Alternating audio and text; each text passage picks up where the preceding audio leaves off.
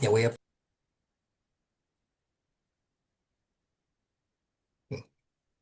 Bienvenidos a este canal de EOS. El día de hoy tenemos la oportunidad de conversar con Gaby Jara. Vamos a conversar un poco acerca de estrategias de intervención en niños con trastorno de espectro autista durante los primeros 5 años de vida. Gaby, tus primeras palabras, por favor. Bueno, primero agradecer por la oportunidad de poder compartir en este espacio un poco más acerca del modelo Denver, que es de lo que vamos a hablar en esta pequeña entrevista, y también la invitación de formar parte del curso que pues me parece súper importante seguir organizándolo para que más profesionales puedan seguir formándose. Bien, bien, Gaby. Bueno, antes de iniciar voy a presentar a Gaby. Ella es Gabriela Jara Barbosa. Ella es psicóloga, tiene una formación teórica práctica avanzada en el modelo Denver de atención temprana para niños con autismo. Ella además es máster universitario en atención temprana para prevención, detección e intervención de las alteraciones del desarrollo y del aprendizaje por la Universidad Complutense de Madrid. Además es máster en análisis conductual aplicado por ABA España. Ella laboró aquí en Perú en el Policlínico Peruano-Japonés y también es ex coordinadora del programa Mundo TEA del Instituto EOS Perú. Ujú. Ella actualmente también forma parte del staff de docentes capacitadores de nuestro Instituto Psicopedagógico EOS Perú. Bien, entonces ahora que te he presentado, mi estimada Gabriela, vamos conversando acerca de este importante tema, que es el trabajo que se realiza con niños que se encuentran entre las edades de 0 y 5 años. Bien, coméntame, Gaby, ¿qué es el ESDM y cómo puede ayudar a los niños que presentan trastorno del espectro autista? Ujú. Bueno, el modelo SDM básicamente representa las siglas de un nombre un poco más grande, que es el modelo Denver de atención temprana para niños pequeños con autismo. Básicamente es un tipo de intervención o programa que está dirigido a niños de 12 meses a 48 meses, que busca trabajar déficits asociados al trastorno del espectro autista a través de una metodología naturalista, básicamente, ¿no? En el que incluye mucho el trabajo con las familias, el trabajo a través de actividades lúdicas, el juego, y buscando siempre que la parte social sea lo que motive al niño para seguir aprendiendo y adquiriendo una serie de habilidades. Es un modelo que a veces se confunde con simplemente llamarlo Denver, que no está mal realmente, porque en la actualidad pues muchos padres o profesionales incluso me incluyo, lo solemos denominar de esa manera porque es mucho más fácil reconocerlo, ¿no? Pero sí es importante diferenciarlo porque el modelo ESDM se basa en estos tres principios. Uno de ellos es el modelo Denver original, también incluye estrategias y pues teoría del modelo o del análisis conductual aplicado y del PRT, ¿no? Que es un modelo también conductual, pero basado mucho en el enfoque naturalista. Ujú.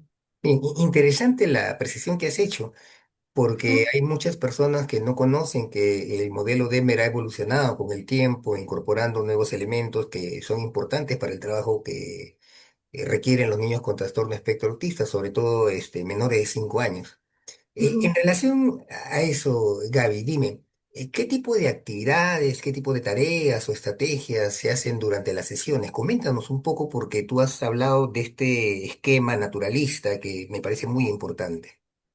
Exacto. Una de las metodologías, o por llamarlo de alguna forma, la base de la forma de trabajo con los niños es bajo el enfoque natural, lo que implica que se busca trabajar o enseñar una serie de habilidades a través de actividades que sean muy naturales para el niño. ¿Y a qué nos referimos con actividades naturales? Actividades del día a día, ¿no? Por eso también incluye mucho la participación familiar.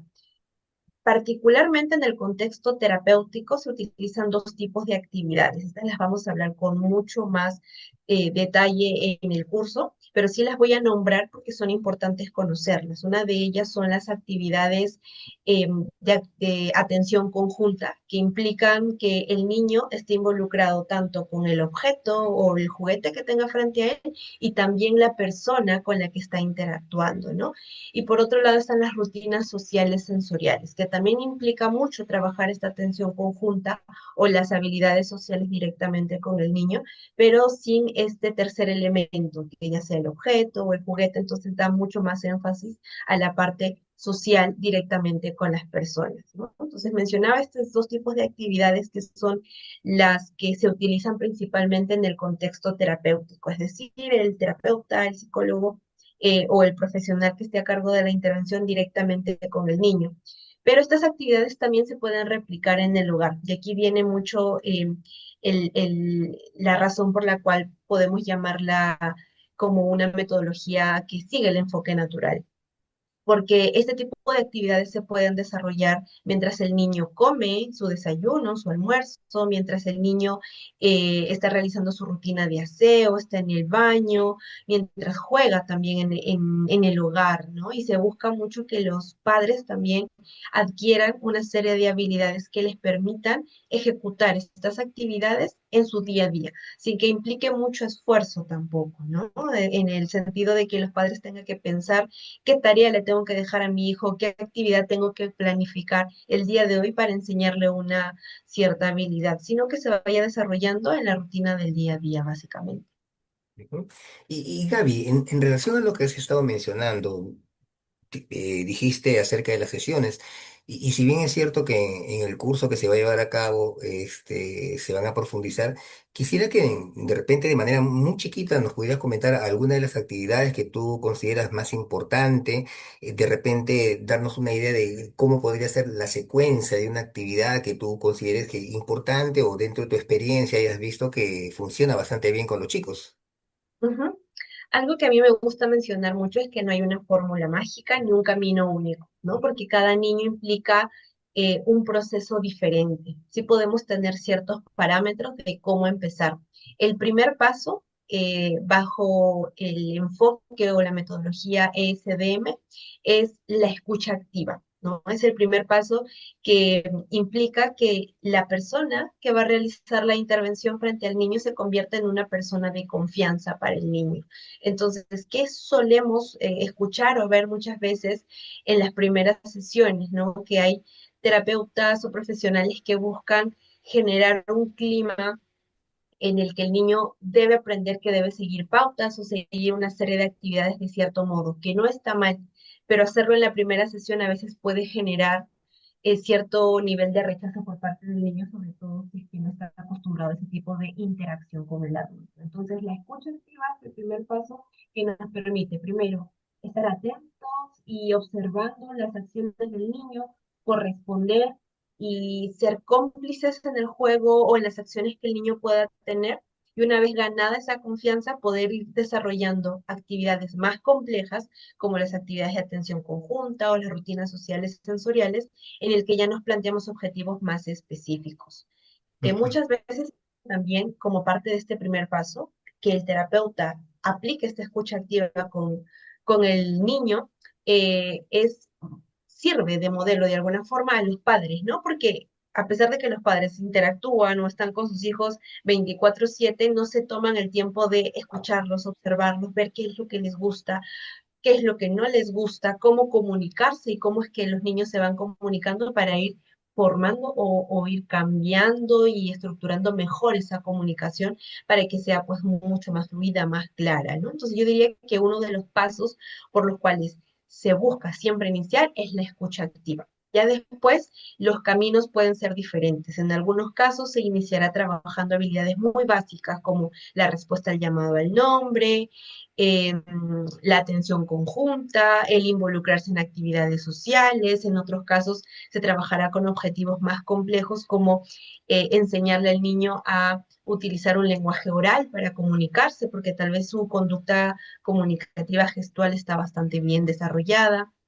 En algunos casos los objetivos van centrados en el juego, en la interacción social, etcétera, ¿no? Nuevamente, después de este primer paso, que es la escucha activa, ya los siguientes vienen en función a las necesidades del niño y de la familia también. Ujú. Y en función de esto último que has comentado, el tema de la familia, dime, ¿de qué manera dentro del programa se incorpora a la familia? ¿Cuáles son, digamos, los pasos, las estrategias o la mecánica con la cual esta familia apoya el progreso del niño? ¿No? Es muy importante, ¿no? De hecho, por eso es que el modelo SDM se considera natural porque, como mencionaba hace unos minutos, se busca que la familia aplique ciertas actividades o estrategias en el día a día o en la rutina del niño. Evidentemente, esto no es fácil para todas las familias. Habrá, y eso está en función mucho también de la personalidad o la forma en la que los padres han ido vinculándose con su propio hijo. En algunos casos nos encontramos frente a padres que tienen esta característica de jugar o esta habilidad lúdica, por decirlo de alguna manera, de saber cómo llamar o generar ese vínculo con su hijo de forma natural. Y en algunos casos no. Y es ahí donde se tiene que iniciar, por llamarlo de alguna forma, este entrenamiento, que no es un entrenamiento en sí, se va dando de forma muy natural también en el proceso terapéutico, pero es importante incluirlo, ¿no? El modelo SDM no basta con que el terapeuta aplique una serie de estrategias y cumpla sus objetivos con el niño, dejando a la familia de lado o Ujú, incluyéndola solo como observadora. No, tiene ujú, que incluirla en la intervención de forma activa, desde la planificación de los objetivos, escuchando sus necesidades y también conociendo qué es lo que ellos esperan de la terapia, ¿no? Buscando centrar también sus expectativas en una realidad en función a lo que el terapeuta, desde su experiencia, observa también como necesidades en la intervención. Y otra forma de hacer partícipe a la familia es, pues básicamente, voy a repetir la palabra, haciéndolos participar, ¿no? En las actividades que se desarrollen en la sesión. Ayuda mucho que el terapeuta observe cómo es que el padre o la madre o incluso algún cuidador que no sea específicamente un familiar del niño, pero que esté en constante interacción del niño, sepa cómo se va vinculando, ¿no? Justamente lo que mencionaba también hace unos minutos, cómo realiza esa escucha activa, cómo se acerca, si el tipo de interacción es más dirigida y el adulto busca tener el control de los juguetes y de las acciones y del ambiente, o es más de dejarse llevar en función a los intereses del niño, que es eso lo que se busca, que el niño sea el dominante o el guía dentro de la actividad, pero sin dejar de lado que el adulto tiene un objetivo en mente, ¿no? Enseñarle algo en todo momento en función a lo que necesite. Entonces, básicamente esa es la participación de la familia. Es progresiva, al inicio pues sí tendrá este papel de observador, pero poco a poco esa participación tiene que ser más activa. Y esa es una función del terapeuta, ¿no? ujú. Quien va a generar esos espacios para que se pueda cumplir, por así decirlo, todo ese procedimiento. Mm, interesante. Y Gaby, ya para ir un poco terminando y no abusar de tu tiempo, dime, ¿cuáles son los principales retos al aplicar el ESDM? ¿Cuáles son las principales dificultades o situaciones que se presentan cuando un especialista desea implementar este sistema de trabajo? Ujú. Pues nuevamente aquí una palabra que siempre decimos los psicólogos va a ser depende, ¿no? Depende mucho del caso. En mi experiencia, algunas dificultades que yo pude observar era en función a las expectativas de los padres, por un lado, ¿no? ¿Qué es lo que ellos buscaban, ¿no? Que sus hijos hablaran, se comunicaran, jugaran con otros niños, cuando inicialmente, pues, estábamos frente a un niño que tenía muy poca intención comunicativa, no utilizaba la comunicación gestual para comunicarse, valga la redundancia en este caso. Entonces, era importante hacerlos eh, conscientes de que sus expectativas son importantes, de que lo que ellos buscan y quieren que su hijo desarrolle no es algo que no se vaya a alcanzar a largo plazo, pero que inicialmente se necesitan trabajar otras habilidades un poco más básicas, que sean la base, una base sólida para trabajar objetivos más complejos. Por otro lado, por ejemplo, también me encontraba frente a familias que de repente valorar no es la palabra, pero que no consideraban este tipo de intervención del todo fiable, ¿no? Porque lo que observaban desde afuera era humano con un niño. Y poco a poco, cuando se les informaba de que si bien es un juego que se realiza con el niño, es un juego con un propósito, ¿no? Es un juego en el que se busca enseñar una habilidad, en el que se busca que el niño desarrolle una serie de habilidades de forma más natural que haciéndolo de una manera más estructurada en el que el adulto va dando una serie de indicaciones. Cuando la familia está informada, comprende mejor la metodología o el enfoque naturalista de este modelo. Pues diría que un tercer desafío viene de parte ya del niño, ¿no? O de los niños que podrían necesitar pues de un apoyo terapéutico. Habrá niños que encajan muy bien con esta metodología y se observan progresos a corto o mediano plazo con el apoyo de la familia, evidentemente, pero hay niños a los que de repente este tipo de metodología o de intervención no se adecúan a sus necesidades, ¿no? Porque presentan de repente conductas disruptivas muy significativas que interfieren constantemente con el desarrollo de las actividades o porque su forma de aprender, la manera en la que aprenden, van desarrollando las habilidades, no se benefician de un enfoque natural y necesitan más repetición, necesitan un ambiente más estructurado, ¿no? Entonces, diría que los obstáculos o desafíos que encontré en mi experiencia al trabajar bajo este modelo vienen de ambas partes. Puede ser por parte de la familia, de los padres, como también por parte del mismo niño. Y nuevamente, el modelo es muy bueno, tiene una sólida evidencia científica, ha demostrado eficacia, pero va a depender mucho también del perfil del niño y si se beneficia o no de este tipo de enfoque. Y si no, pues hay muchos más con bastante evidencia científica que pueden favorecer también el desarrollo de niños que no encajan bien con el modelo SDM, ¿no? Bien. Eh, Ujú, ahora sí, para terminar, quiero rescatar estas últimas cosas que se estado mencionando. Entonces, el modelo ESDM es una alternativa y es el ujú. profesional, entiendo eso, la familia, los que tendrán que analizar si ese modelo es útil para el niño y de lo contrario habrá que ver otras alternativas. Es más o menos lo que nos estás explicando. ¿Es correcto? Exactamente, sí. De hecho, el manual tiene una serie de pasos que se buscan seguir, no de forma rígida, hay que ser muy flexibles en todo el sentido de la palabra, desde que seleccionamos los juguetes, al planificar los objetivos, al aplicar la metodología en sí.